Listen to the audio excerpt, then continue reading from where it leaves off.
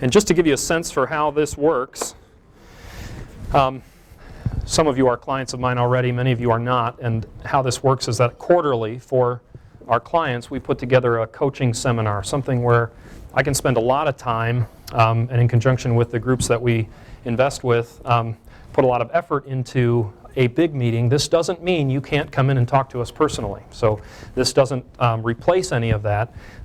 But this is a way that you can see each other, talk to each other, learn from some of the collective data that we can put together if we spend a lot of time on it. And so the quarterly coaching meeting starts right after dinner. And this is the introductory meeting that we give for new investors every time we do one of these. We start at 5:30 here. This is a seminar that I've given, I don't know, 150 times. I really like it. It's very accessible and helpful. So you'll enjoy this. And then you'll start to see people trickle in. They're not late. They're just here for the second half. And many of my clients like to come and hear this one over again, which you're welcome to do as well. So I'm glad you're here. I'm going to start with a few terms. And if you have a pen handy and you want to write some of these down, I tend to throw these terms around, and I want to make sure that for everyone they make sense. I know you've heard them before. One of the things we talk about all the time is the S&P 500. The S&P 500. This is a measurement of the market, and it's the 500 largest companies in the United States. And it's a good index, we call it, of the market. It tells us, is the market going up or down? Well, we just track the S&P 500. So I'll compare a lot of different returns to the S&P. And I'll call it the S&P, and that'll save us a lot of time. We'll talk about index fund, and we'll talk about active funds.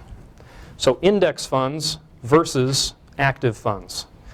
Index funds are funds, mutual funds, which I'll get into too, that are put together formulaically. So there's not a manager that tracks these. It's a formula type fund. An active fund is not based on a formula. It's based on a manager picking stocks, buying and selling stocks. And both of them are mutual funds. So they both come under the category of mutual funds. A mutual fund is a company that you can buy shares in that owns multiple companies. So a mutual fund is a fund of many companies, many stocks. And an active fund versus an index fund is what we're going to be talking about tonight. So I wanted to give you a little bit of an overview there. And then lastly, just a couple of simple ones. We'll talk about stocks and bonds. Another way of putting that is we'll talk about equities, and we'll talk about fixed income. So stocks or equities is ownership in a company.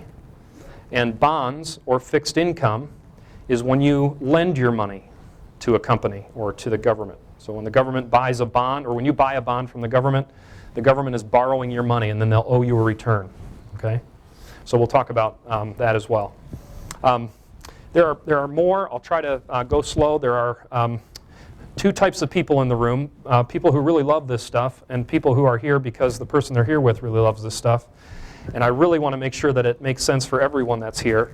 And I'm sure this one will make a lot more sense than many of the investing seminars you may have heard. So this is called Separating Myths from Truth, the Story of Investing. And Charlie, if we're live, I think I've got green lights just about everywhere I'm looking. So that's good. This will be online again later. Okay, Separating Myths from Truth is a three-part seminar. We'll dispel the traditional investing myths. We'll tell the true story of investing, and we'll give you an opportunity at the end to fill out a card. We're very low pressure, but we want you to be able to access us, and we want to do that in a systematic way so that we don't leave anyone out that wants help.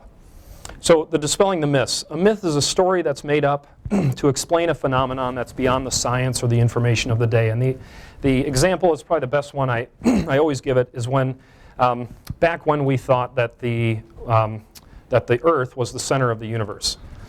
We didn't have information to say differently. The Catholic Church at the time was just going based on the Bible. The sun rises and sets. We see that the sun rises and sets, and so we think the sun is moving, right? It's rising and it's setting. We don't feel like we're moving. It must be that we're the center and the sun revolves around us. We find out later through prisms and mirrors and key excommunication from the Church of Galileo that this is not true. But it took quite some doing to change the structures, right? To change the belief system. And that's going to be similar here. We have a lot of evidence, and yet we have practices that go against that evidence. We're going to talk about these 4 myths. Stock selection, track record investing, market timing, and the cost of investing. And I'll ask you to open up your little booklet. You can follow along as we go through some of this. This is going to be on page 3. And I may forget to keep moving you along, but keep following along, and the numbers and pictures on the pages will match up here pretty well. I'm often asked, what do you do? I was just on an airplane not too long ago, and someone asked me in the airport, so what do you do? And I said, I'm an investment advisor. Okay, great. Should I be in the market or out of the market? Is a question I often get. Well, I don't know, I say, and they say, well, what's a good stock? You're gonna keep Apple now that Jobs is gone. You're gonna keep Apple long term. I said, probably. I don't know, and kind of get a perplexed look on their face. And then they talk about, well, mutual funds. Is there a good mutual fund out there? Is there a good sector out there? And I say, well, I don't know which one I would, over others that I would choose. And they kind of look at me funny as if to say, now what it is you said that you do again. And these abilities to predict and these stock picking abilities are essentially what people think of this industry. The industry presents itself in such a way, and not only that, but the news media presents itself in such a way that it almost tries to condition you that you should be able to work with someone who knows these things. How badly do we want to know something before it happens? We even want to know who's going to win the football game before it happens, and they're almost always wrong. But these are the myths. We're going to go through them one at a time. Stock selection is the first one. And stock selection is defined as choosing a stock that we believe will do well in the future. So far, so good. We want to buy stocks that we believe will do well in the future. The myth, though, is that an investment advisor, and I would include investors, and I would include money managers and mutual fund managers, that they can predictably add value to your mutual fund by exercising superior skill in stock selection. That one mutual fund manager or investment advisor can beat another one. Okay, and this is a myth that's been propagated. Let's start with some factual information. This one's not in your book, but it's interesting. This, since 1923, when the first mutual fund was born here, tracks the number of mutual funds total and all the number of new mutual funds in a given year, and then eventually some of the dead mutual funds that start to show up, the ones that are killed. Okay? Now, in that entire period of time, all the way through 2011, 2012 information's coming in, you can see there's a growing trend that's not all that exciting. The number of new mutual funds in 2011 were 2,261 new mutual funds in 1 year introduced, and 1,568 of them were killed. It's no joke that 2009, right after the 2008 year, 2,600 of them were killed in 1 year, and then a bunch more in their wake. Coming in new, and a number more killed every time. So every year new funds are born, every year funds are killed, and the total numbers, if you add them all up, since 2011, 27,734 mutual funds were there for your choosing. The total number born since 1923 was 49,300, and the total number killed were 20,915. Now, an interesting fact about the killed mutual funds, or the dead mutual funds, is that those returns are no longer found in the prospectus. Okay? So when you hear something like X and Y percentage of our funds beat their averages, their Lipper averages, or beat the market, it's the mutual funds that exist today that they're talking about.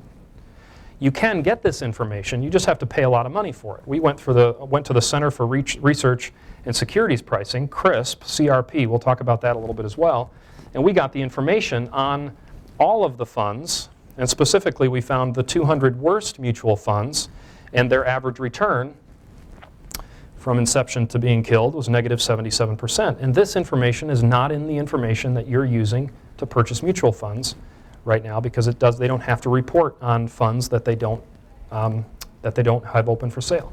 So if they don't have a fund for sale, they leave it out and they kill mutual funds for various reasons. This is certainly one of those reasons. So stock picking is skewed, and we can get the information, and we have, and we put it back in. So the benefits of stock picking. The average U.S. equity mutual fund, and this is in your book, might be page 4 probably. If you look at the average U.S. mutual fund on the bottom number here, the return of the average U.S. mutual fund is tracked here. And this is U.S. equity fund. So it's a mutual fund consisting of equities only, stocks only, not bonds, and consisting of U.S. companies only. So it's not all 26,000 funds. It's just the ones that are U.S. equity funds. And if you had invested in 1972 $100,000, the average of all U.S. mutual funds would have given you $2.056 million at the end of that period if you had invested in an index of the average of all of those. Now you compare that to the S&P 500 in pink, or the CRIS market, which is the entire market, and the market did far better than the average of all U.S. mutual funds. The wealth lost to active stock picking, active management versus indexes. These are indexes. This is an active conglomerate, the average of all. The wealth lost to active stock picking was $1.6 million over that period of time. You don't see that information. That information is not produced in the prospectuses because the prospectuses don't track dead mutual funds. But this is real. We took the average of all mutual funds and we put those in the matrix as well. And the average of all mutual funds, now this would include international funds, it would include bond funds. So it would include the emerging markets, the way out there, more aggressive stuff. It would include the very conservative stuff. All the bond funds as well. So all 26,000 some mutual funds, 27,000 that are available, are in this average all the way through